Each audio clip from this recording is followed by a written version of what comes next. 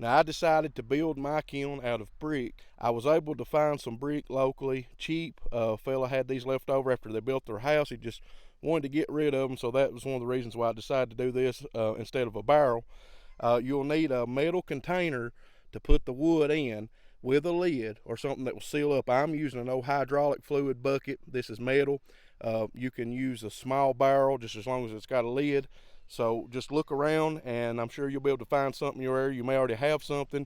You'll need a piece or two of maybe angle iron. It needs to be kind of small. One of the fellows that I watched do this in a video actually used an old bed rail, so that's something.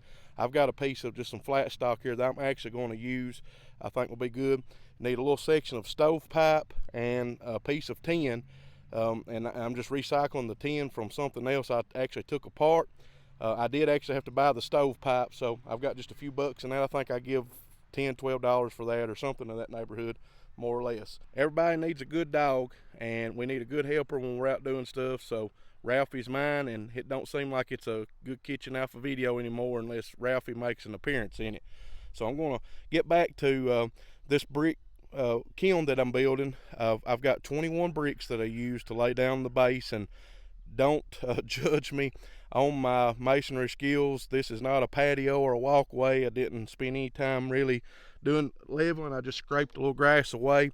I need it to be big enough to sit the bucket in the center, and then I'll need the layers of brick that's going to go up around the side, and I need just enough room around this bucket to be able to put some wood to build a fire. So I think this is going to be big enough.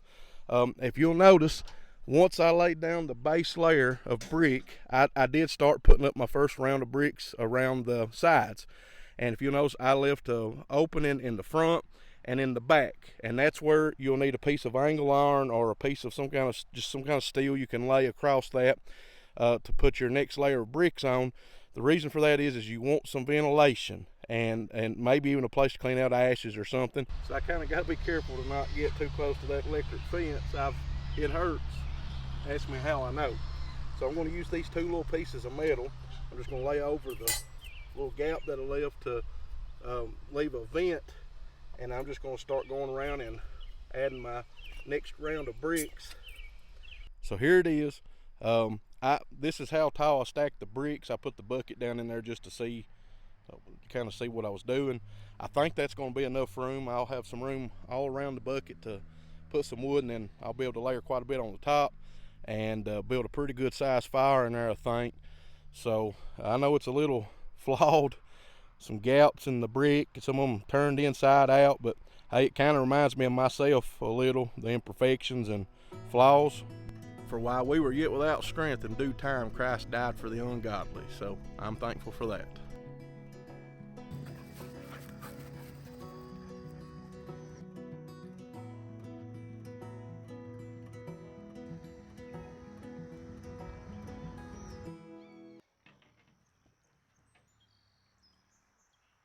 The next step is going to be to fix the top. So like I showed you earlier, I've got this piece of tin that I took off of a little small chicken coop that I wasn't using anymore, and I did buy this little piece of stovepipe, and I'm just going to try to get as close as I can to the center. I'm going to cut that hole out, and I don't have a flange. I didn't want to spend that much money. I don't have a flange, so what I'm going to do is just cut that hole out about the same size, and if it's a little loose or something, I'll put a screw or two in the side of that stovepipe just to keep it from sliding all the way down in there. So just doing this simple and inexpensive as possible. So I'll go ahead and cut this hole, and I'll check back in with you after that.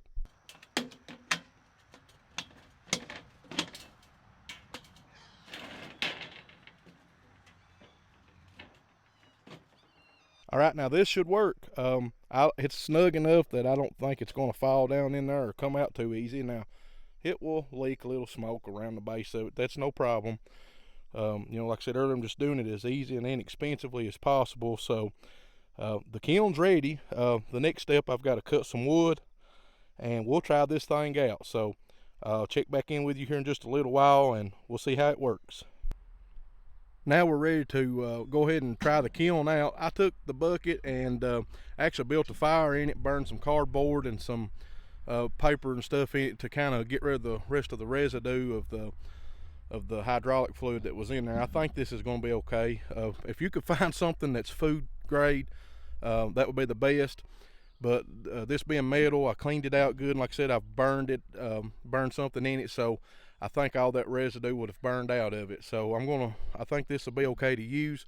I had a limb out of a red oak file, and I cut it up, and some of these are kind of small pieces. This is really dry. It's been on the ground for a little while, and that's what I'm going to use to make my charcoal with. I don't know if that's the best size or whatever, but this is a learning experience for me too. So trial and error, we'll see what happens. And the bigger pieces they were rotted out, which is why it fell out anyway, so I'm just going to throw those in there to burn, as well as some of the smaller branches. So I was able to get most of those pieces in there. I'll take that one back out. I don't know if I need much head space or not, but I'm going to leave that in there. So we'll go ahead and try it with this and see how it goes. So earlier in the video, I made the statement that when you're making charcoal that you burn it in a airtight container. Well, that is true to a certain extent. You do need to have a hole or something, or a few holes in it, to allow the gases and stuff escape when you're burning it. And with this can, due to it having a plastic spout on the top, I had to remove that anyway. I think this will be enough, or I'm hoping this will be enough. It might be smart to drill some holes in it. I'm going to go ahead and try it with just that hole. That's pretty big, and that'll let out a lot. So if you're using a container like this, you got to remove that spout anyway. You don't want any plastic in there to melt. So we'll try it and see what happens. Like I said, I think that this is going to be all right due to it having such a large hole in the top. And I want to close just a couple of these tabs, maybe on each side, to hold it on, and that will probably allow a little bit of the gases to escape too. So should be good there.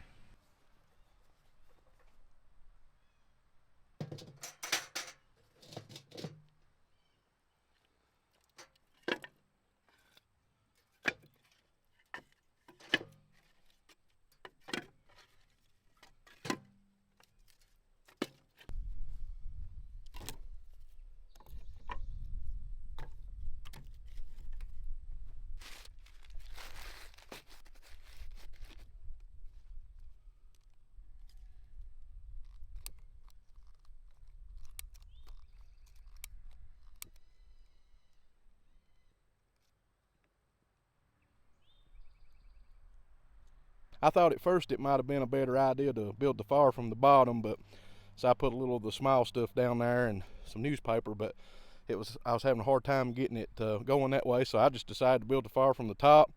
Put a little newspaper in there and some of those little small branches, so it's getting going, and I'm going to let it get caught up good, let some of the bigger stuff catch up, and then I'm going to put the top on it, and I may have to come back and put a little more wood on it in a little while, let this burn down. I don't know how long it needs to burn exactly, this being my first batch, but I think it needs to burn at least a couple hours or so. So we'll see how it goes, and I'll check back in with you in just a little while. I went ahead and put the top on it, and the wood's sticking up just a little bit. It's going to be raised up a couple inches until some of that burns down. But looks like it's getting hot in there. It's putting out some flame through the top of the stove pipe here, so I think it's going to draw good and burn. So I'm going to go ahead and let this go for a while, and I'll check back in just a little while and give you an update. So I wanted to give you an update. This is just a little over an hour in. The stovepipe was loose when I moved the top to put a little more wood in it.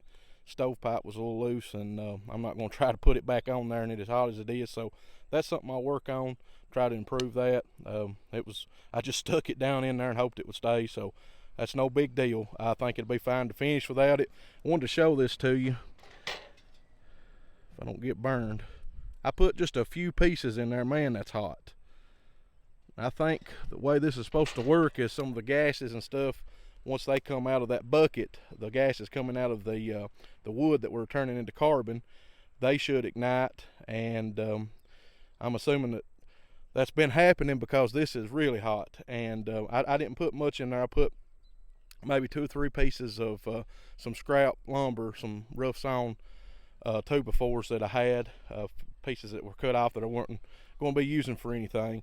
So I'm going to let this, I'm not putting anything else in it. I'm just going to let it burn down, and it will likely be in the morning before I'm able to check it, because that bucket's going to be hot for a while.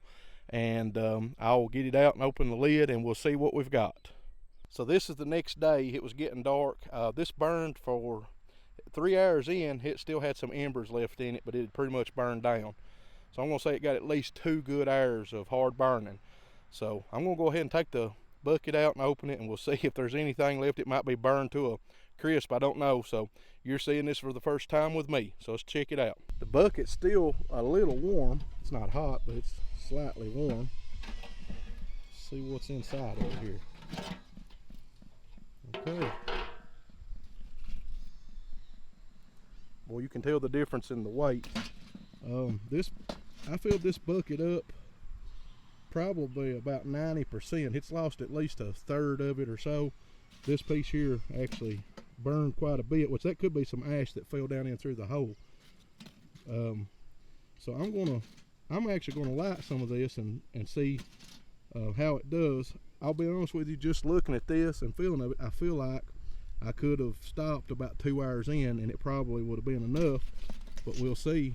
This looks like lump charcoal that I'm used to buying at the store, so I'm going to put it in the chimney and light it, and we'll give it the test. So a while back, somebody sent me this infrared thermometer. It's made by a company called Eric Hill, and I've sort of been looking for an excuse to try it out. I've got the charcoal and the chimney over here getting fired up, so we're going to put it to the test, and we're going to see how hot it gets according to this infrared thermometer. So here it is. It's almost ready. It likes a few minutes, but I wanted to go ahead and try this out because it's going to get dark. Max this out. We'll back up a little bit. Almost 800 degrees. It's just maxing the thermometer out 807, so we're definitely over 800 degrees probably, and it's still not all the way finished. A couple things I'd like to note. One, it did light really easy. It's not took long to get here. And two, there's not been a lot of smoke coming out of this. So, you know, I don't know if the flavor. The next test would be to smoke something with it or cook something with it and see what kind of flavor that we get. This was red oak. A lot of different options that you could use to make charcoal from, and a lot of those would affect the flavor, no doubt. As always, friends, thanks for watching, and subscribe to the channel if you haven't already done so. We recently hit over 50,000 subscribers, and I thank God for that, and just so thankful for all of you that subscribe and watch. That's the reason I keep doing this, and I think this is actually going to be the 100th video that I've uploaded, so this is sort of a special video anyway. So check back with me later. I'll hopefully make some more and try it out, smoking some different meats and things of that nature. So I hope you found this interesting. Hope you have a good day. God bless you.